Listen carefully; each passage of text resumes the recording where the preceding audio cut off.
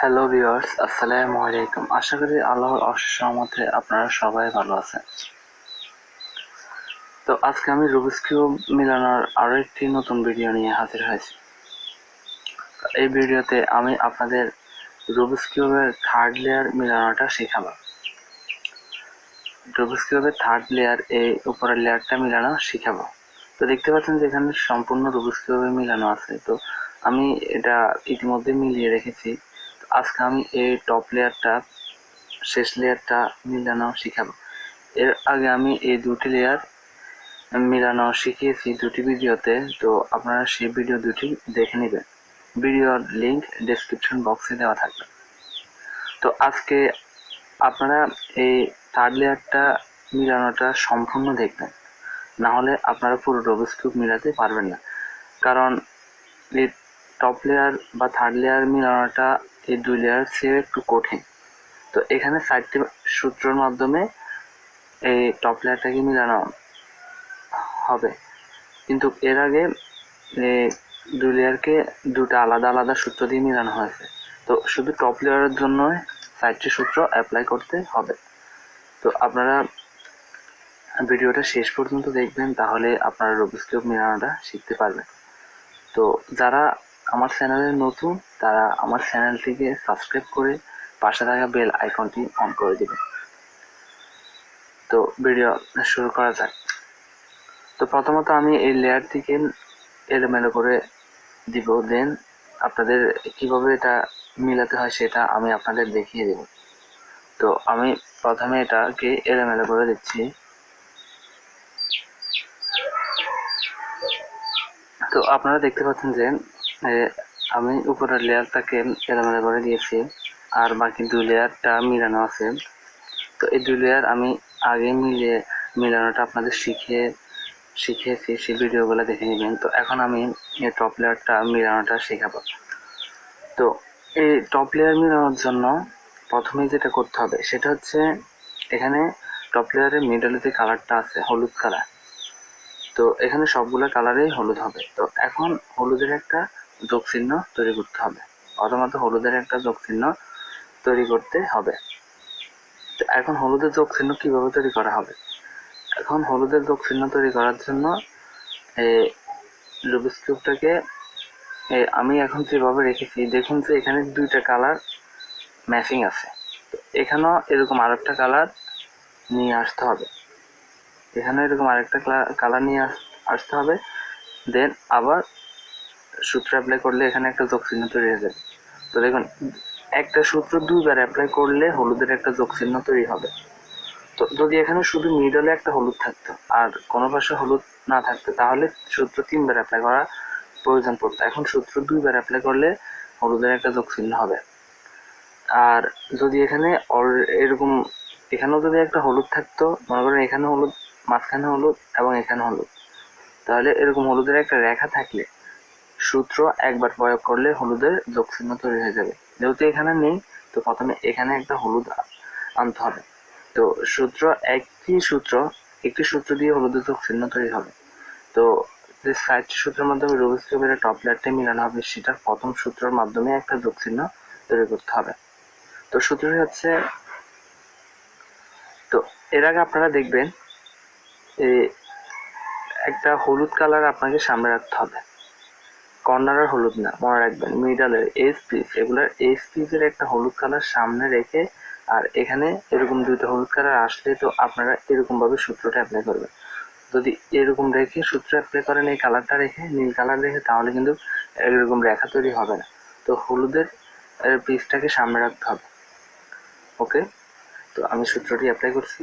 সূত্রটি হচ্ছে front right up, right reverse, up reverse, front reverse. তো দেখুন এখানে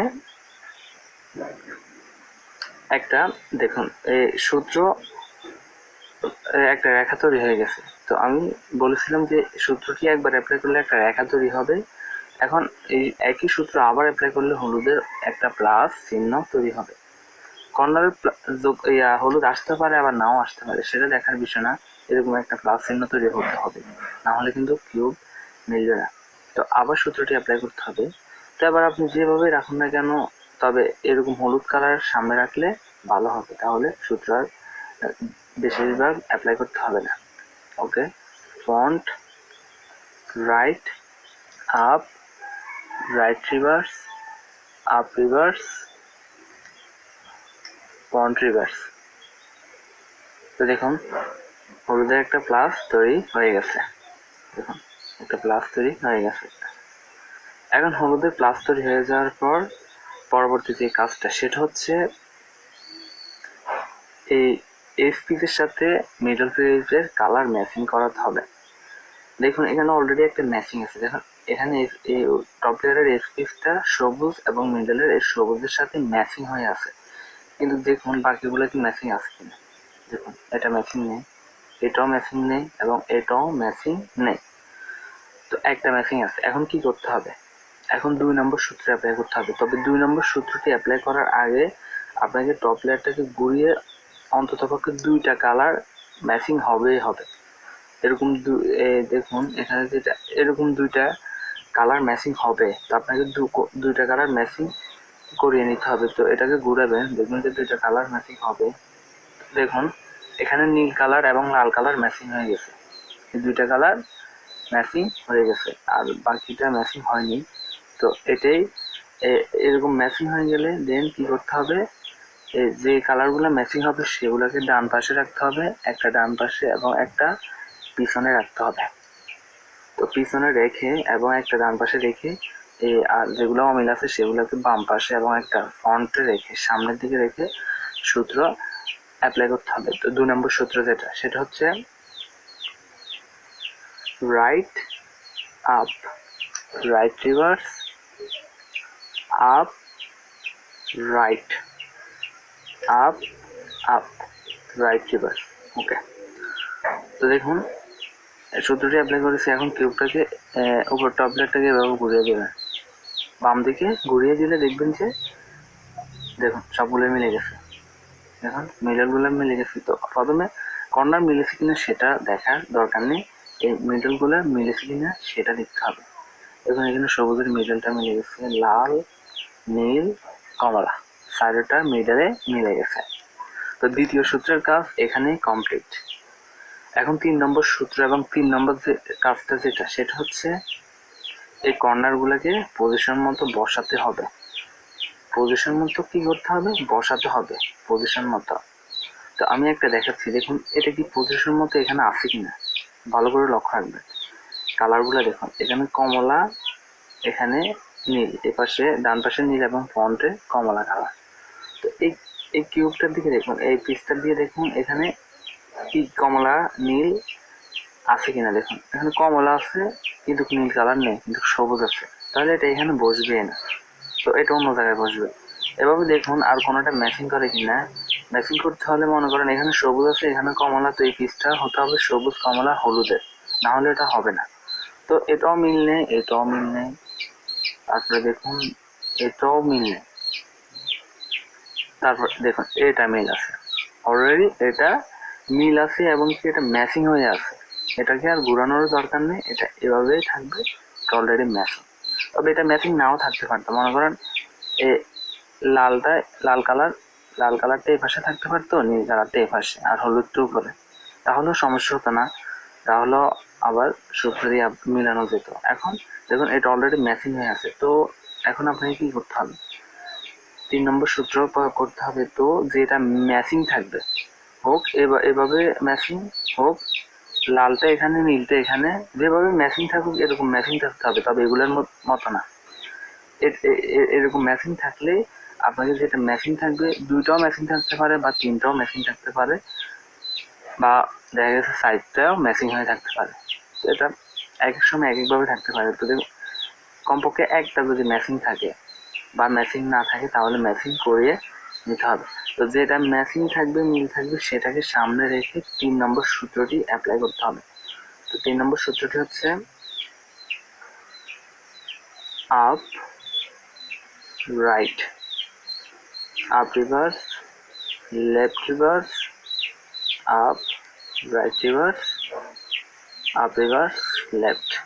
ওকে, দেখুন আপনি এই 3 নম্বর সূত্রটি দেওয়ার পর কি করতে হবে, এই আপনাকে দেখতে হবে যে এগুলোর পজিশন মতো আসছে কিনা, পজিশন মতো কি বসেছে কিনা। হয়তো এরকম বসবে না, কিন্তু কালারগুলো কি কর্নারটা কি এখানে বসবে সেটা দেখতে হবে। তো দেখুন এটা কি পজিশন মতো এসেছে কিনা। এটাও আসেনি, এটাও আসেনি, এটাও আসেনি। ওকে, আসেনি। তো যতক্ষণ পর্যন্ত না এগুলো পজিশন মতো বসবে ততক্ষণ পর্যন্ত সূত্রটি বারবার অ্যাপ্লাই করতে হবে। তো আমি আবারও সূত্রটি অ্যাপ্লাই করছি। Up, right, up reverse, left reverse, up, right reverse, up reverse, left. Okay, okay, দেখুন এখন এখানে এটা পজিশন মতো এসেছে কিনা দেখুন। এখানে কমলা, এখানেও কমলা আছে, এখানে নীল, এখানে নীল, হলুদ হলুদ। দেখুন এটা এটা কিন্তু পজিশন মতো এসে গেছে, অলরেডি পজিশন মতো এসে গেছে। তবে এগুলোর মতো মিলে যায়নি, এগুলোর মতো মিলে দেয়নি, বাট পজিশন মতো এসে গেছে। এটাও দেখুন পজিশন মতো এসে গেছে কিনা। হ্যাঁ, এটাও পজিশন মতো এসে গেছে, এটা এখানে বসবে, তবে মিলেনি। তো দেখুন একটা তো অলরেডি মিলে গেছে, পুরো মিলে গেছে। একটা তো আগেরই মিলানো ছিল, একটা এখনই মিলে গেছে। তো আর দুইটা এখন এগুলো পজিশন মতো বসে গেছে। তো তৃতীয় সূত্রের কাজও এখানে কমপ্লিট। এখন 4 নম্বর সূত্র, শেষ সূত্রের মাধ্যমে এই দুইটা পিসকে মিলাতে হবে। তো শেষ সূত্রটা হলো, তো দেখুন আপনার এই সূত্রগুলো যদি আপনারা ঠিকভাবে প্রয়োগ করেন তাহলে এই নিচের লেয়ারগুলা কখনোই এলোমেলো হবে না। আর যদি এলোমেলো ভাবে করেন তাহলে এগুলো এলোমেলো হয়ে যাবে। তো আমি যেভাবে সূত্র প্রয়োগ করেছি আপনিও ঠিক সেইভাবে সূত্র প্রয়োগ করবেন। তো এখন 4 নম্বর সূত্র এবং শেষ সূত্র, এটার এই সূত্র প্রয়োগের পরে দেখবেন যে পুরো রুবিক কিউব তো মিলে গেছে এবং টপ লেয়ারটাও মিলে গেছে, আর এই দুটো তো আগেরই মিলানো ছিল, পুরো রুবিক কিউবটা মিলে যাবে। তো 4 নম্বর সূত্র হলো right reverse, down reverse, right down. আবার দিতে হবে right reverse, down reverse, right down. তো দেখুন এখন এটা কিন্তু এখানে পজিশন মতো বসে গেছে, আর এগুলো এলোমেলো। এগুলো যেভাবে আছে ঠিক এভাবেই আপনাকে রাখতে হবে, ঘুরাতে হবে না। তো এটা পজিশন মতো বসে গেছে, এরকম হয়ে গেলে আপনাকে যেটা এখনো মিলেনি সেটাকে এটার উপরে নিয়ে আসতে হবে। তো ঘুরিয়ে এরকম ভাবে উপরে নিয়ে আসবেন, উপরে নিয়ে এসে আবার সেম কিউবটাকে এইভাবে রেখে কোনো নাড়াচাড়া না করে সূত্রটি আবার প্রয়োগ করতে হবে। Right reverse, down reverse, right down. আবার right reverse, down reverse, right down, right reverse, down reverse, right down, right reverse, down reverse, right down. Solve solve হয়ে গেছে। ওকে, খুব সহজ। তো আপনারা মনে করেন যে রুবিক কিউব মেলানোটা অনেক কঠিন, আসলে এটা কঠিন কোনো কিছুই না। আপনারা যদি প্র্যাকটিস করেন বা ইউটিউবে আরো অনেক ভিডিও আছে সেগুলো দেখেন, বা আমি অনেক ভিডিও রুবিক কিউবের আপলোড করেছি সেই ভিডিওগুলো দেখেন, তাহলে রুবিক কিউব সলভ আপনারাও করতে পারবেন। তো এটা কোনো তেমন একটা কঠিন ব্যাপারে না, কঠিন বিষয় না, এটা করা খুবই ইজি। তো আমিও রুবিক কিউব সলভ করা আগে পারতাম না, তবে ইউটিউবে ভিডিও দেখে আমি রুবিক কিউব সলভ করাটা শিখছি।